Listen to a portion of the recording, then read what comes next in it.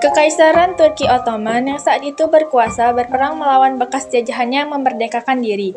Negara-negara itu Bulgaria, Yunani, Montenegro, Serbia mengalahkan Kekaisaran Turki Ottoman dalam Perang Balkan yang berlangsung pada 1912.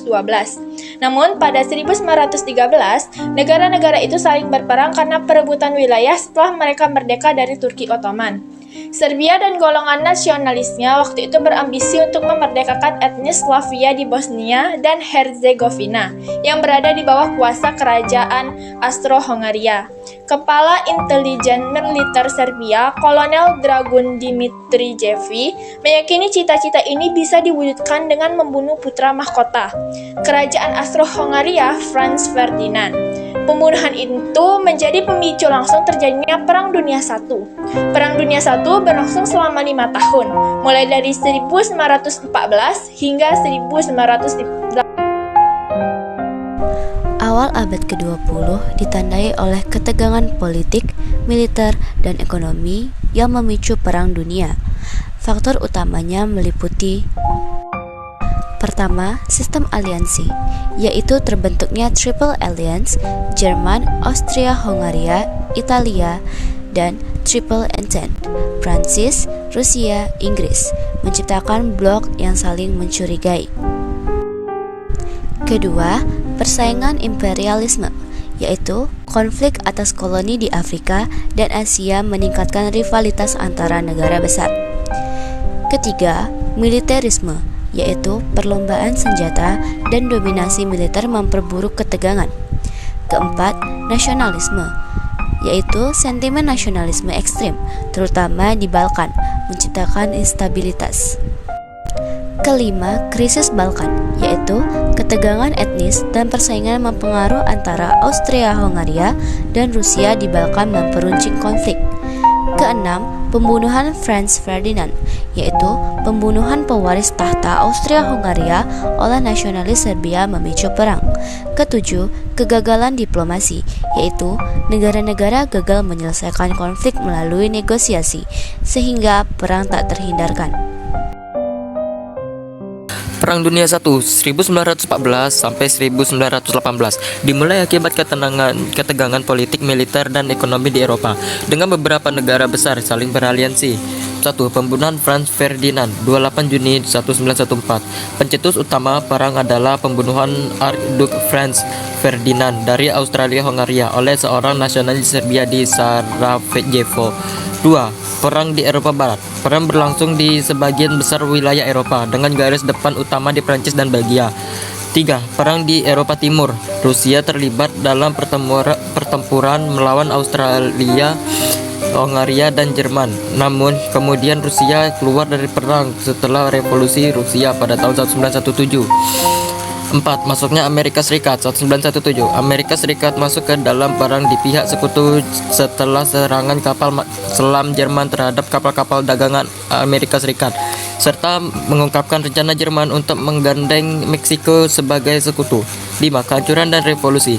Jerman mengalami kekalahan besar setelah serangan sekutu pada 1918. Revolusi di Rusia, Australia, Hongaria, dan Jerman menyebabkan perubahan besar dalam struktur pemerintahan dan politik di Eropa.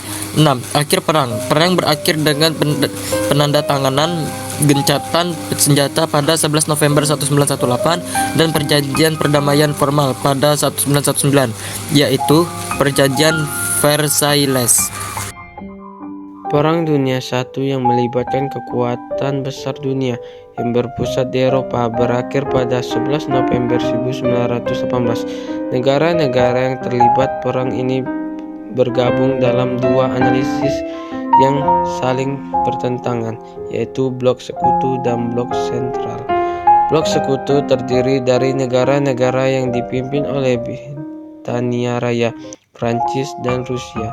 Kemudian Amerika Serikat bergabung dengan sekutu pada tahun 1917. Blok Sentral terdiri dari negara-negara yang dipimpin oleh Jerman, Austria, Hongaria, Turki Ottoman, dan Italia. Dampak yang ditimbulkan dari Perang Dunia ke-1, dampak global, perubahan peta politik, Perang Dunia I menandai runtuhnya beberapa kerajaan besar seperti Jerman, Austria, hingga Hongaria, Rusia, dan Ottoman. Munculnya negara-negara baru dan perubahan perbatasan secara signifikan mengubah peta politik di dunia. Munculnya ideologi baru. Perang ini memicukan muncul ideologi baru seperti komunisme dan fasisme yang kemudian membentuk lanskap politik abad ke-20. Perlombaan senjata. Perang Dunia I memicu perlombaan senjata yang lebih besar dan modernisasi militer di berbagai negara. Krisis ekonomi. Perang ini menyebabkan kerusakan ekonomi yang parah di banyak negara, inflasi tinggi dan utang negara yang membengkak. Dampak bagi Indonesia, peningkatan nasionalisme. Perang Dunia I memperkuat semangat nasionalisme di Indonesia. Gagasan mengenai kemerdekaan semakin menguat di kalangan pemuda dan intelektual. Perkembangan ekonomi. Meskipun terjadi gangguan ekonomi, Perang Dunia I juga mendorong perkembangan industri dalam negeri di Indonesia sebagai upaya untuk mengganti barang impor yang terhambat. Perubahan kebijakan kolonial. Belanda mulai menerapkan kebijakan yang lebih represif untuk mengendalikan situasi politik di Indonesia. Munculnya organisasi pergerakan. Perang Dunia I memicu munculnya berbagai organisasi pergerakan nasional seperti Budi Utomo dan Sarekat Islam. Cuplikan dokumentasi Perang Dunia I yang dijadikan sebagai film. In London, on the balcony at Buckingham Palace, King George V says, "It is a terrible catastrophe, but it is not our fault. Please God, it may soon be over." The German High Command calculates that the British won't have time to reach the continent. The Belgian campaign will be over very quickly.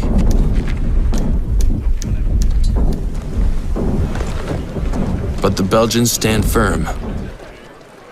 Albert I, their valiant king, tells his people, "A country that defends itself cannot perish." The Belgians have armored trains and strong defenses protecting their cities.